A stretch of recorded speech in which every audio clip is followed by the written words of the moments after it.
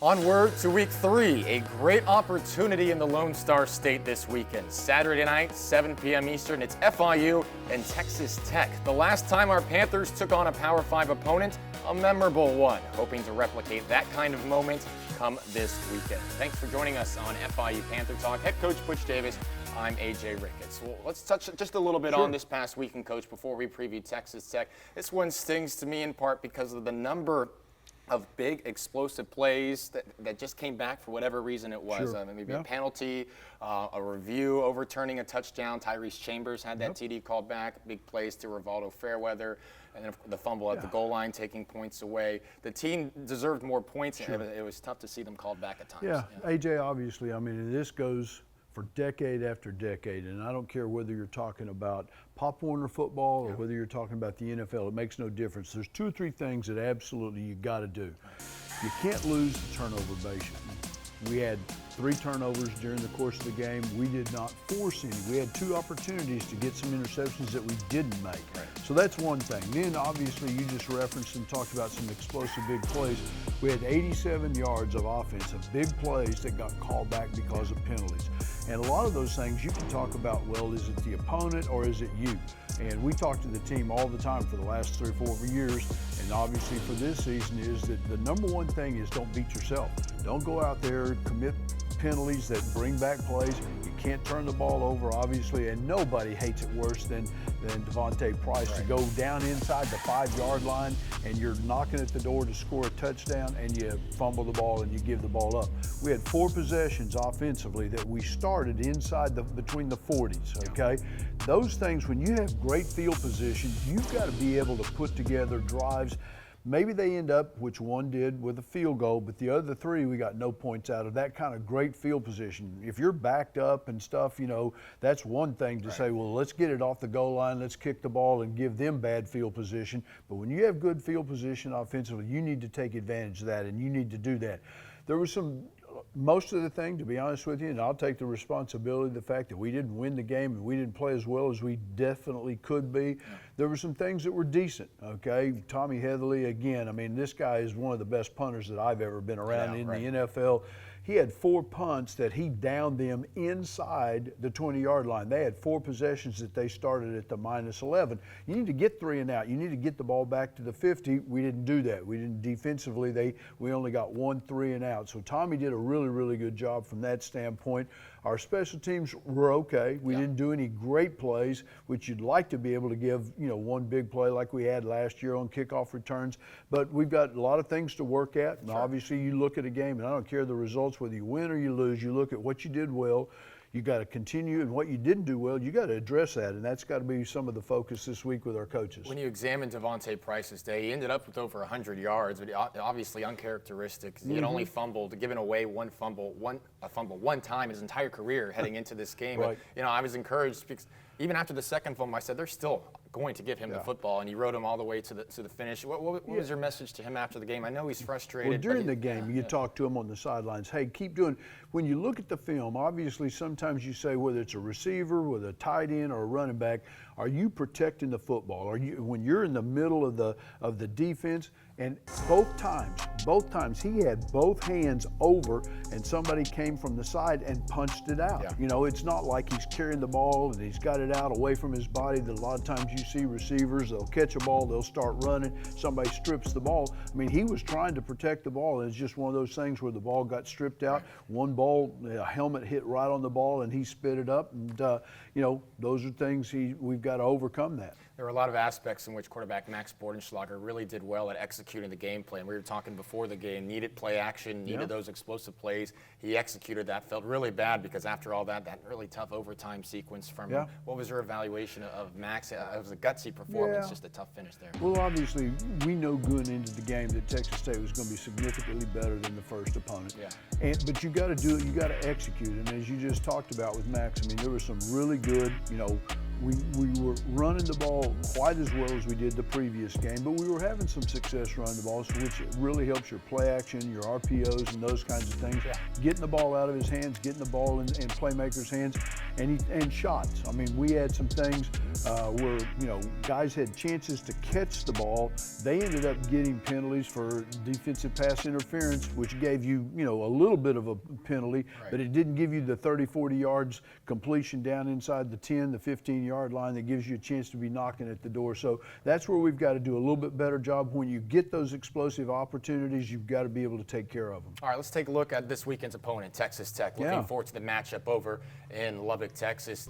Red Raiders come into this matchup 2-0. It was a close contest against Stephen F. Austin out of the FCS, who really held their own. Had a chance in the final drive to get into the end zone and take the lead. The Texas Tech defense came through, but it was a close call. Coach, they've got an explosive receiver, Eric Ezukanma. He's the nation's leader in receiving yards, 323 on 13 catches and a TD in the Red Raiders' first 2 games. How do you try to limit an explosive receiver's ability to make plays? Yeah, well, obviously, you take a look at the film, and obviously you look at the first game against Houston, and, they were down early. They came back. They fought. They ended up winning the game with explosive.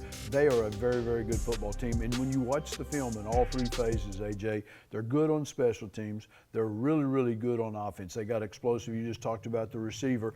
I mean, that's a guy that you got to make sure that somehow, some way, you've got somebody on him. You got somebody maybe over the top of him, and that part of it.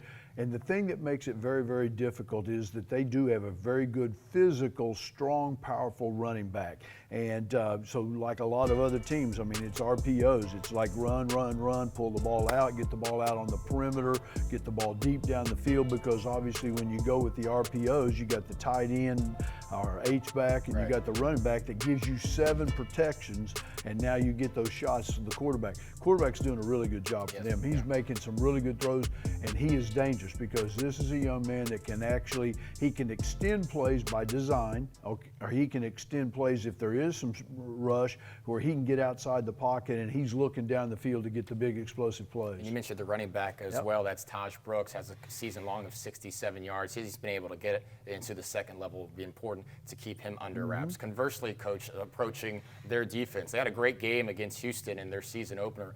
4 interceptions, as well as 4 sacks in that game, limited the Cougars to 53 second half yards as you take a look at some of those plays. Negative 4 yards rushing for Houston in the second half. What will be important this weekend to keep the chains moving offensively? Well, they're probably one of the most defensive stats and the way in which they do things. A lot of times people have a structure. We're a 3-man line, we're a 4-man line. They mix it up. They've got all kinds of different kinds of fronts and coverages. They bring all kinds of pressure. They just roll.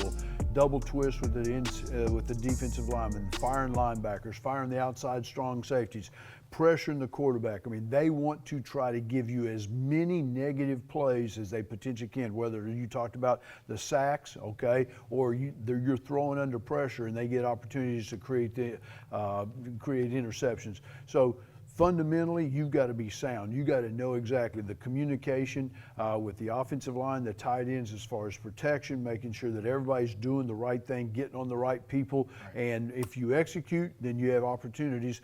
Houston had some explosive plays. They made some big plays in the first half, and then they didn't do it in the second half. All right, last thing here, Coach. You go back a couple of years, early season losses. They're early. There's still a lot of season left to go. In 2017, the UCF season opener, a big loss. Well, 8 wins later in that year. Indiana season opener, a tough loss in that game. 9 wins, program record later in the year. A lot of season left to play. What's your message to the group moving forward to keep their sights? Well, obviously, I mean, every game is totally different. And once a game is over with, you got to go to the next game. But you got to learn with what you did. What did you do that didn't help us win that particular game? Was it the execution of it? Was it the finish? Did you do what you're supposed to? And obviously, you can't go out there. I don't care who it is, who you're playing. You turn the ball over 3 times and you don't create any turnovers, you're going to have an extraordinary opportunity to not win the game. Well, Coach, you won a lot of games in Dallas. We hope to win one in Lubbock here this weekend. Thanks for the time. Thank you, AJ. Hey, big news for FIU, now top 80 in the U.S. News and World Report rankings, coming in at number 78, a huge jump for the university. Here's more on that announcement here this week.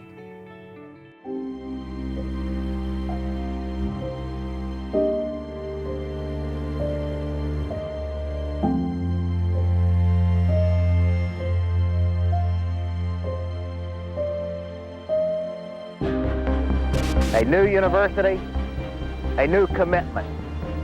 It's a challenge. It's an opportunity. It will be done.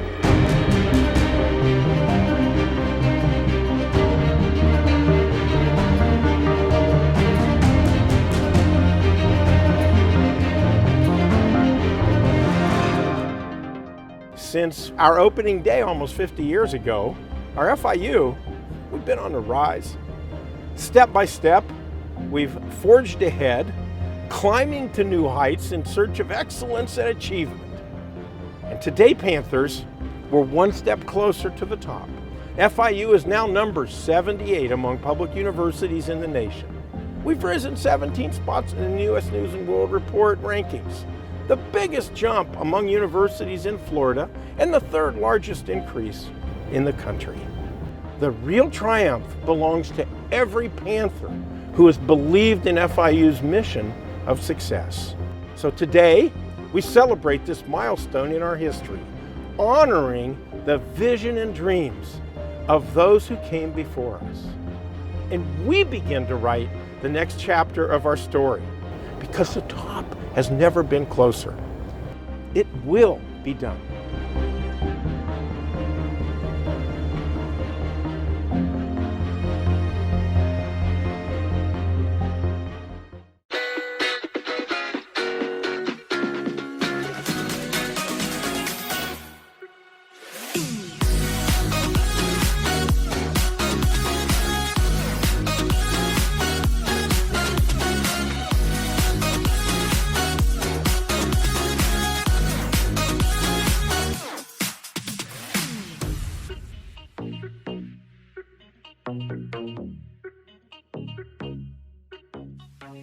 Hello, I'm the Good Greek Spiro, and I have some very exciting news. Good Greek Moving and Storage is launching our Welcome Home program. Book your next move with Good Greek and you will receive our housewarming package, which includes gift cards valued at over $1,000, along with a neighborhood guide as you discover your new favorite local businesses. For the best move ever and to receive your exclusive gift offer, visit goodgreek.com and welcome home. Greek Moving and Storage, your superhero movers. This should be a loud and fun environment. Kickoff is here. It's been a long time to get to this point. We are back. Some space. There he goes. Foot race. Track meet all the way to the house.